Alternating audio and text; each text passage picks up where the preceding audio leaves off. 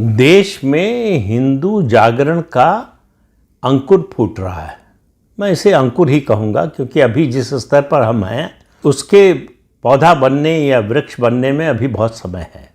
लेकिन शुरुआत जिस तरह की हुई है, ख़ास तौर से जब हमारे शंकराचार्य खड़े होते हैं, धर्म के प्रति, कर्तव्य के प्रति हमको आगाह करते हैं, चेतावनी देते हैं, धर्म का मार्ग दिखाते हैं, तो समझना चाहिए कि बदलाव बहुत दूर नहीं है। और उस समय उनका साथ देने, उनका अनुकरण करने के अलावा हमारे पास कोई विकल्प नहीं है और होना भी नहीं चाहिए, क्योंकि धर्म का मार्ग ही सत्य का मार्ग है और सत्य का मार्ग ही मानवता का कल्याण कर सकता है। हमारी संस्कृति का मूल भी यही है।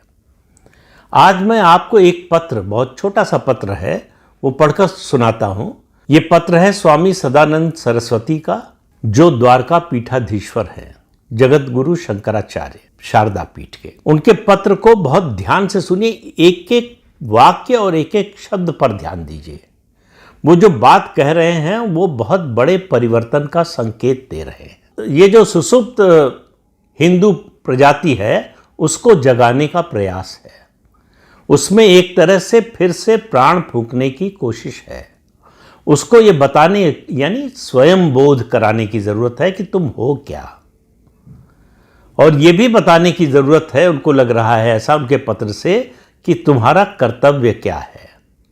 एक सनातनी होने के नाते तुम्हारा क्या कर्तव्य होना चाहिए, तुम कर रहे हो या नहीं, इस पर अपने आप को ही परखो। आपको याद होगा कि खजुराहो में भगवान विष्णु की खंडित मूर्ति के बारे में, उसकी मरम्मत, उस नई मूर्ति बनवाने की याचना लेकर, प्रार्थना लेकर कुछ लोग गए थे सुप्रीम कोर्ट। सुप्रीम कोर्ट के मुख्य न्यायाधीश की पीठ ने जो तंज कसा, व्यंग किया भगवान विष्णु पर, कहा कि जाओ भगवान विष्णु से कहो वही कुछ करें, उन्हीं की प्रार्थना करो, उन पर बड़ा विश्वास है तुम्हें। तो शंकराचार्य ने जो पत्र लिखा है उसकी शुरुआत इसी विषय से की है। दरअसल इसी विषय पर वो बोले, और क्या कहा है उन्होंने?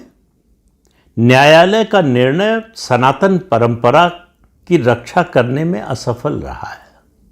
ध्यान दीजिए, सनातन परंपरा की रक्षा करने में असफल रहा है। निर्णय मांगने गए प्रार्थी के मौलिक अधिकारों का हनन है। क्या आप यही निर्णय अन्य धर्मावलंबियों के प्रति उनकी पूजा स्थलों के बारे में दे सकते हैं?